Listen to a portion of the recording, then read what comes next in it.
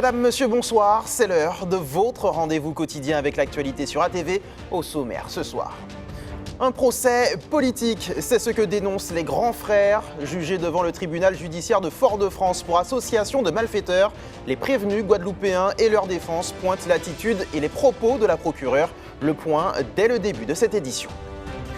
Dans ce journal aussi, nos éleveurs loin des enjeux du Mercosur. Alors que la mobilisation des agriculteurs en France hexagonale est toujours d'actualité, les effets de cet accord de libre-échange ne semblent pas inquiéter outre mesure les acteurs de la filière locale. On en parle dans quelques minutes avec la députée Béatrice Bellé. Du mieux, mais toujours des récalcitrants sur les voies du TCSP. Alors que les BHNS ont repris la route hier, tous les voyants ne sont pas encore au vert. Les chauffeurs pointent toujours un manque de sécurité sur leurs voies dédiées. Après une première journée d'audience sous tension, le procès des grands frères de Guadeloupe s'est poursuivi aujourd'hui devant le tribunal judiciaire de Fort-de-France. La défense pointe l'attitude de la procureure et dénonce un procès politique. Le compte-rendu de Ryan Anias. C'est un deuxième jour dans le procès des grands frères de Guadeloupe. Au centre des débats aujourd'hui, les propos de la procureure. Face aux prévenus, elle insiste, questionne et confronte. Sur le banc de la défense, les avocats s'agacent et dénoncent un procès politique. À la barre, l'accusé Didier Laurent, ancien policier guadeloupéen radié de la police. C'est un profil qui interpelle, notamment l'avocate générale. Il a été incarcéré à Fleury-Mérogis, à l'isolement, aux côtés de Redouane Faïd ou encore Salah Abdeslam. La procureure l'interroge longuement. Si le droit passe, oui, bien évidemment, on ne peut rester que positif, mais il ne faut pas oublier que cette affaire a quand même une connotation essentiellement politique et étatique, parce qu'il ne se serait pas là si effectivement l'État à un moment ne s'est pas senti lésé dans ses droits. Ça fait 4 ans qu'ils supportent cette procédure. Ils ont été soumis à des conditions, surtout des conditions de détention qui ont été horribles pour eux, mais vraiment horribles. Et ce serait vraiment tout le mal que je leur souhaite qu'ils soient relaxés. Mais par rapport à ce vœu pieux, j'ai quand même certaines réalité qui tient à la nature de ce dossier. Didier Laurent se défend, il dit avoir aimé son métier, parle d'un engagement total, de nuits sans compter et d'interventions pour apaiser les tensions urbaines. La journée est également animée par le passage à la barre de tous les accusés. La procédure, elle fait 15 000 cotes, qu'on passe des heures et des heures sur 1 ou 2 PV qui ont été dressés, encore une fois à la va-vite. Encore une fois, il y a quelques semaines, ça témoigne des difficultés qu'on a à l'issue de cette procédure pour aller sur la caractérisation des faits et on reste dans cette idée. On va nous proposer le fantasme, encore une fois, des chefs de gang et on va colorer ce dossier parce que, au fond, sur les faits, sur l'infraction, moi je vous poserai une question. En retour, je me permettrai une question. Avez-vous les auteurs de ces dégradations ? Au deuxième jour du procès, les auditions se poursuivent, mais une chose domine, la défense accuse la procureure d'avoir franchi une ligne. Aux assises, le verdict est tombé pour le meurtrier de Williams Petit. L'accusé écope de 15 années de réclusion criminelle. La légitime défense n'a pas été retenue par le tribunal. Pour rappel, Williams Petit avait été poignardé à mort à la suite d'un différend en 2021. Au dernier jour du procès, le procureur avait requis une peine de prison de 18 ans. Les détails face à la caméra de Ryan Anias. La mère de la malheureuse victime me dit qu'elle va pouvoir se reprendre en main. J'espère surtout qu'il n'y aura pas d'appel et j'espère surtout que s'il y a un appel, l'attitude de l'accusé sera différente. Je pense que si l'attitude avait été différente, peut-être que le verdict aurait été un peu plus clément. C'est clair qu'il y a eu agression de la part de mon client au départ. Mais cet incident était terminé. Alors ensuite, il est allé inventer une histoire il a couru après sur 500 mètres. Le deuxième incident bien clair, il est allé inventer une histoire que l'autre aurait sorti un couteau, etc. Ça n'a pas tenu, ça n'a pas convaincu, et voilà. Et il a eu une décision, alors que le fait d'avoir d'abord, dans un premier temps, subi une agression aurait pu aider. Mais cette thèse de la légitime défense, non, personne n'y a cru. Et puis, justice toujours, l'ancien président du parc naturel régional de Martinique, Louis Boutrin, a été condamné par le tribunal correctionnel de Pointe-à-Pitre pour harcèlement moral. Des faits qui concernent 3 anciens directeurs du parc. Louis Boutrin écope de 12 mois de prison avec sursis ainsi que d'une peine d'inéligibilité de 3 ans. De son côté, le conseiller territorial indique prendre acte de la décision de première instance et annonce faire appel de cette condamnation. Un appel suspensif qui lui permettra donc de maintenir sa candidature aux élections municipales. À la une aussi de l'actualité, l'accord de partenariat UE-Mercosur est-il inéluctable? Alors que les agriculteurs français manifestent depuis de nombreux mois contre ce texte, nos éleveurs locaux se font plus discrets. Pourtant, cet accord de libre-échange avec les pays d'Amérique du Sud pourrait avoir des effets sur la production locale. On fait le point avec Louis Sabas. Augustin est éleveur, commerçant de volailles. Et au milieu de ces dindes, pintades et poulets, l'agitation des paysans hexagonaux autour du Mercosur qui favorise l'importation de produits alimentaires comme la viande, le soja et la volaille entre l'Amérique du Sud et l'Europe lui semble bien loin. Si l'accord commercial ne semble pas l'inquiéter, c'est que la profession connaît déjà une forme de concurrence avec des produits made in France ou Europe. Bon, nous avons déjà les poulets congelés, donc ce qui fait qu'on a déjà quand même une concurrence relativement féroce avec les produits congelés et surgelés.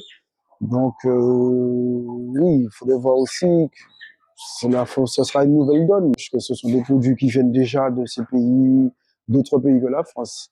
Donc à des prix très moindres, donc ce qui pour nous est déjà une concurrence relativement forte. Sentiment quasi similaire pour Brian.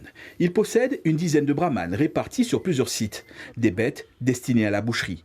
S'ils se sont concernés par les accords du Mercosur, Brian a des préoccupations plus immédiates, comme celle de la production endogène qui a bien du mal à se développer. Alors, avant de parler libre-échange sur la viande, le sucre ou même de se voir submergé par les produits venus d'Amérique du Sud, il souhaite un renforcement de sa filière. La production endogène n'est pas suffisante, mais elle n'est pas suffisante pour des raisons bien sûr techniques. Et le nerf de la guerre, on dit, comme diraient les grandes personnes, c'est que les éleveurs aujourd'hui n'ont pas les finances pour produire, comme je vous dis. Et si on n'a pas les finances pour produire, on ne peut pas produire en quantité. Pour pouvoir produire en quantité, il faut que les éleveurs aient le moyen justement de produire pour diminuer justement l'importation. Mise à disposition par les politiques et que les politiques aussi apprennent à soutenir un peu plus les agriculteurs. Le marché commun du Sud prévoit une augmentation de 99 000 tonnes de viande de bœuf importée par an sur le marché européen, 180 000 tonnes de volaille ou encore 60 000 tonnes de riz et 25 000 tonnes de viande porcine. Des produits d'Amérique du Sud qui ne répondent pas toujours aux standards sanitaires européens. Mais les eurodéputés ont voté en faveur d'une saisine de la Cour de justice de l'Union européenne, une action qui repousse la ratification du traité. Et pour aller plus loin sur la question, nous recevons ce soir la députée et porte-parole du groupe socialiste et apparentée à l'Assemblée nationale, Béatrice Bellé.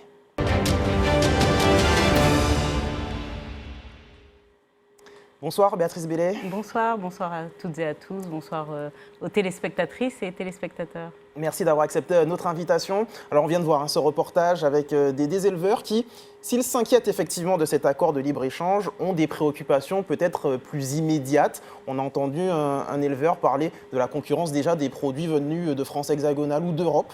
Vous l'expliquez comment, le fait qu'il semble un peu détaché quand même de ce qui se passe actuellement avec le Mercosur? On ne nous a pas réellement pris en compte dans cet accord du Mercosur. En l'occurrence, on parle bien d'un accord avec l'Amérique du Sud et nous sommes bien dans les Amériques puisque nous sommes l'Amérique centrale, dans la Caraïbe. Ce qui veut dire que nous avons une proximité très forte avec ces pays. Aujourd'hui, les pays des océans, comme j'aime à les appeler, d'outre-mer, des Amériques, n'ont pas été considérés, ne sont pas impliqués dans cet accord du Mercosur, alors qu'ils doivent nous concerner au premier chef. Bon, nos agriculteurs ont à être inquiets. Aujourd'hui, ce qui est dit par cet accord du Mercosur que nous avons réussi à repousser, ou en tout cas dont nous avons réussi à repousser la ratification, avec la saisine de la Cour de justice européenne, voilà, les accords précisent des moyens et des taxes qui sont en deçà. On ne dit pas qu'il n'y a pas d'échange aujourd'hui, il y en a, mais là, un accord permet de faire baisser la taxation sur des échanges de produits. Faciliter ces échanges, de toute façon. Et je vois qu'il y a un producteur de bovins, et en l'occurrence de notre vache brahmane, qui va se retrouver en concurrence, dans ce cas-là, qui pourrait se retrouver en concurrence avec en effet des productions bovines d'Amérique du Sud, très connues, très réputées, mais surtout avec une production tellement forte qu'elle pourrait dépasser notre production locale et envahir notre marché.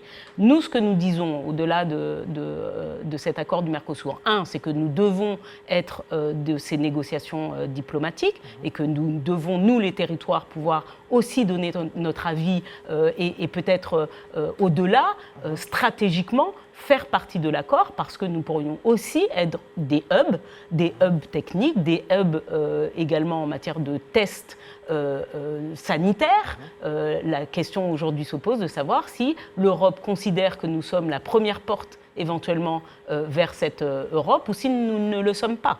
Bon. Ce sont ces questions que vous êtes allé porter la semaine dernière devant le Parlement européen? Tout à fait, ce sont ces questions. Je suis allée en effet à Strasbourg pour faire une grande réunion, notamment avec les députés européens du groupe socialiste.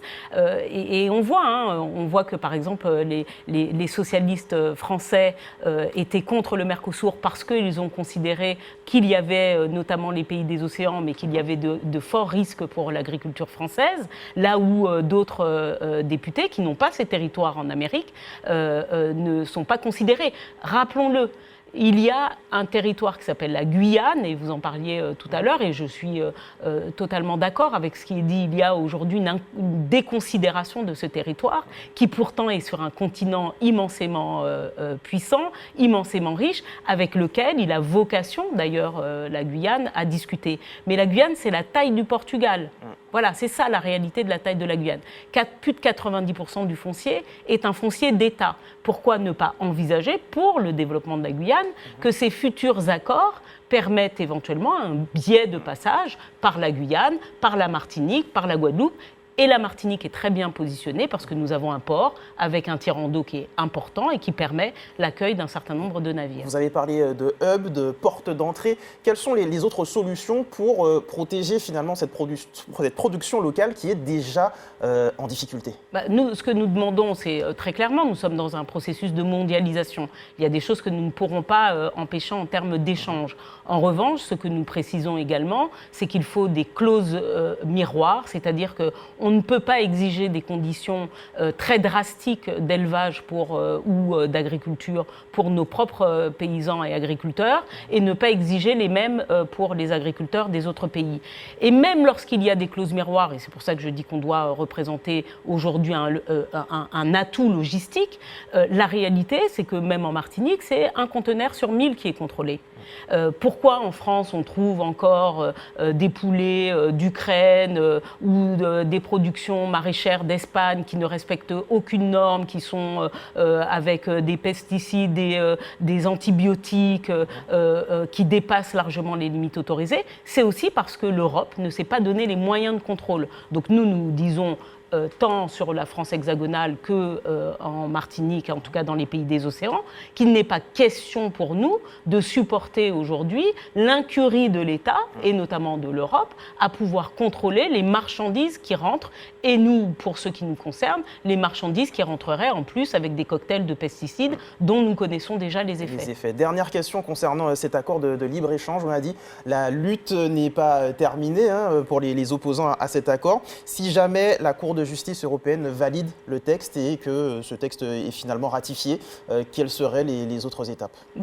Encore une fois, c'est défendre notre position stratégique pour assurer notre développement, mais il y a d'autres questions. Il y a celle aujourd'hui de on va l'appeler la taxe carbone, qui renchérit le prix de nos intrants pour l'agriculture, mais également pour l'industrie. Il y a cette question aussi des plans régionaux qui aujourd'hui, on dit en gros aux États, c'est la vision maintenant de l'Europe. l'État dit, l'Europe dit, écoutez, je vais donner une enveloppe aujourd'hui aux pays et les pays vont en faire ce qu'ils veulent. Bon, ce qui veut dire que désormais, la question, par exemple, du POSEI, de sa diversification, de l'agrandissement de l'enveloppe, mais également pour la pêche, sont remises en cause parce qu'ils peuvent être laissés à la libre appréciation de l'État français. Donc il y a des luttes à mener que nous avons commencées, nous avons posé les problématiques, posé des éléments de solution, et c'est le travail que je vais faire avec mes collègues députés européens que nous avons commencé et que nous allons poursuivre de toute façon. Merci beaucoup, Merci Béatrice Belley, d'avoir accepté notre invitation ce soir et de nous avoir parlé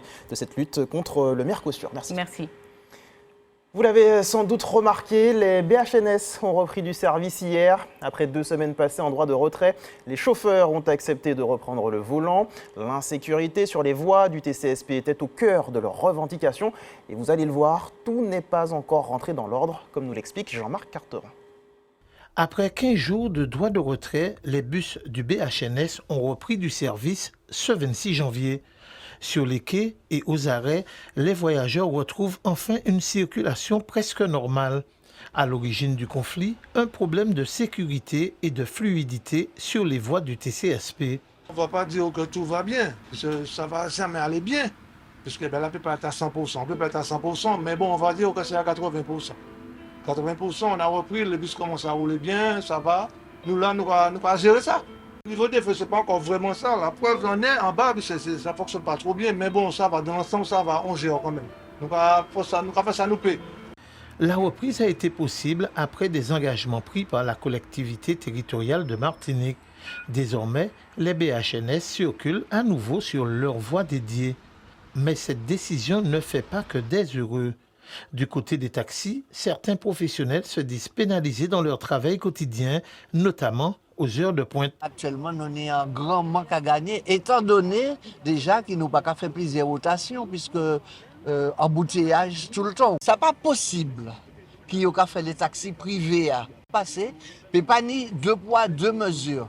Ils peuvent faire nous passer parce que nous pas qu'à gêner TCSPA. On a trouvé ça petit raide pour des Martiniquais, nous qui faisons des transports de plus de 70 ans. Et puis pour aujourd'hui jour, nous sommes dans une situation ça n'est pas normal. Pour les syndicats, la vigilance reste de mise. S'ils ont accepté de lever le droit de retrait, c'est avant tout pour ne plus pénaliser la population. Un calendrier a été fixé. Tous les engagements devront être tenus avant le 30 janvier. Hier matin, j'étais présent à la reprise. Effectivement, on a constaté qu'il y a une petite amélioration. On a moins de récalcitrants justement dans la voie, mais il y a toujours les irréductibles qui sont toujours là. On fait pour l'instant avec, puisque comme ils nous ont promis de faire le nécessaire, qu'on laisse le temps aux responsables de faire le nécessaire justement, et puis on va voir. Si les bus ont repris la route, le dossier, lui, reste sous surveillance. Les syndicats attendent maintenant des actes concrets avant le 30 janvier.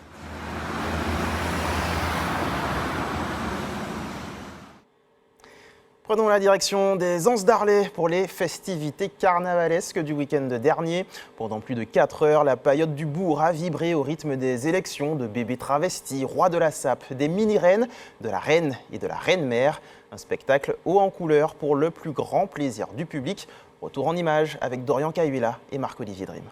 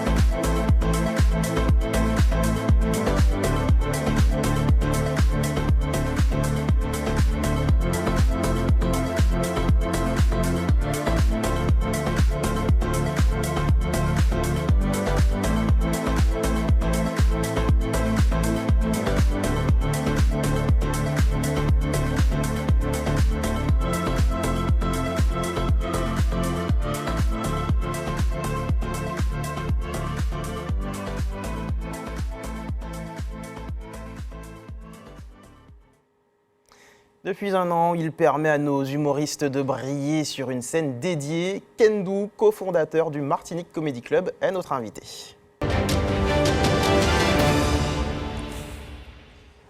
Bonsoir Kendou. Bonsoir. Eh bien merci déjà d'avoir accepté notre invitation. Je ne vous dis pas encore joyeux anniversaire puisque c'est demain les 1 an du Free Comedy Club.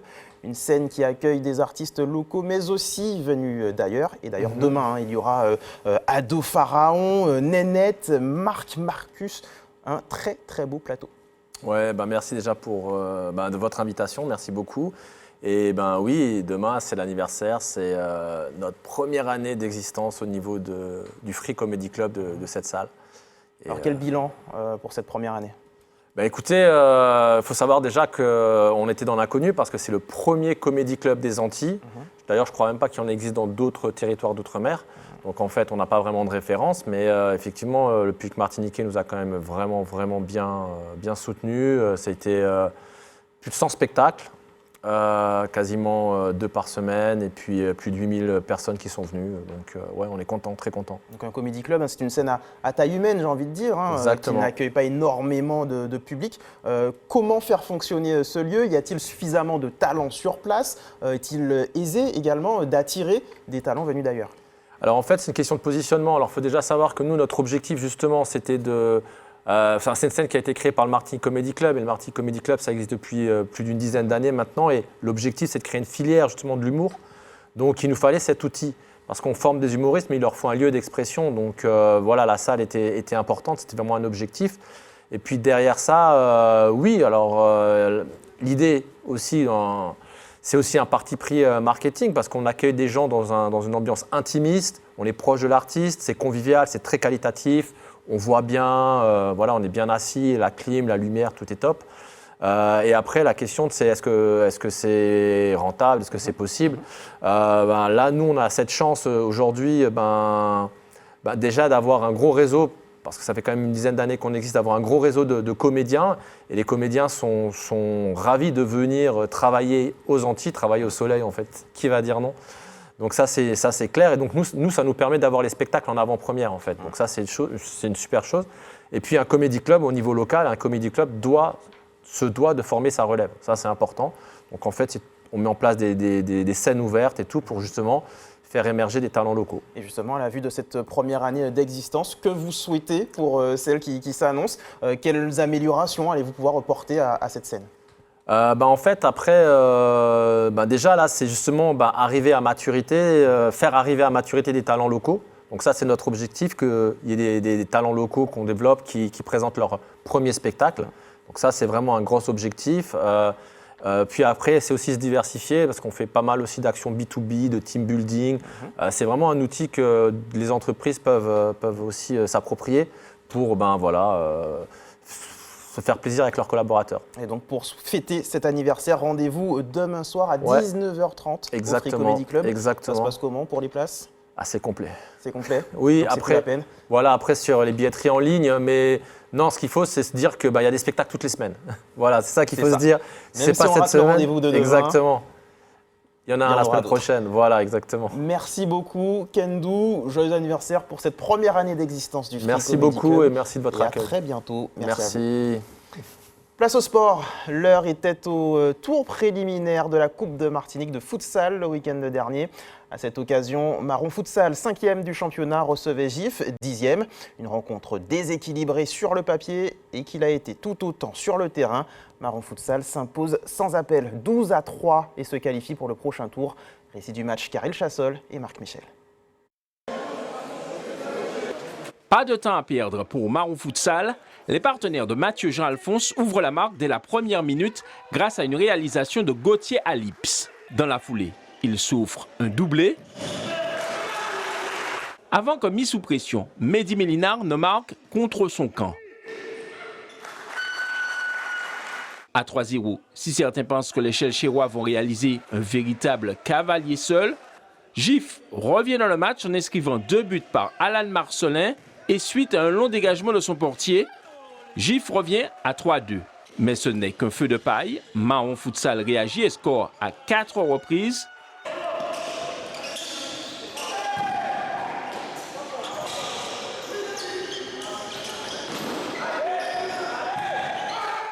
contre un but côté GIF. À la pause, les Chelcherois mènent 7-3.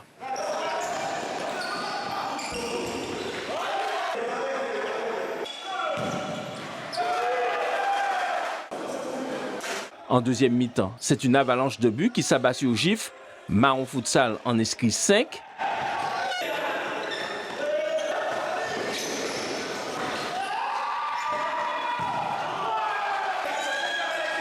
Il s'impose sur le score de 12-3, dont 6 réalisations de Gauthier Alips, qui participe grandement à la qualification de sa formation pour le prochain tour de la Coupe de Martinique. C'est une équipe quand même qu'on avait à cœur de battre, car on avait fait quand même un match nul contre eux en championnat. Donc on se devait de faire quelque chose, de s'appliquer aussi. Et ça me tient à cœur aussi, comme c'est mon ancien club. Mais en tout cas, je suis très heureux quand même de la qualification. Et on va travailler pour être encore plus performants selon les matchs. Un match de coupe, ça se joue pour qu'on gagne et pas, on ne cherche pas autre chose que la victoire. Donc ils ont été meilleurs, ils ont gagné leur match, tranquille. Hein. Victoire et qualification également du Golden Lion, vainqueur 12-1 de l'Éveil de Carabin, et du club péléen qui a défait le FC Salien 10-7. Et dimanche, les amoureux de course à pied et de VTT avaient rendez-vous à Sainte-Luce. Le Madinina Bikers organisait un redoutable duathlon. Le reportage est signé Robert Beauregard.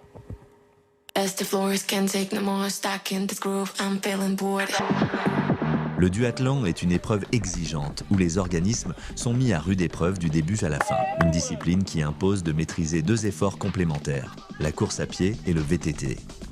Particulièrement redouté, le parcours VTT, très technique, n'a laissé personne indifférent. Ah, ça monte. C'est chaud. Ça va, j'avoue. Un peu dur le matin là.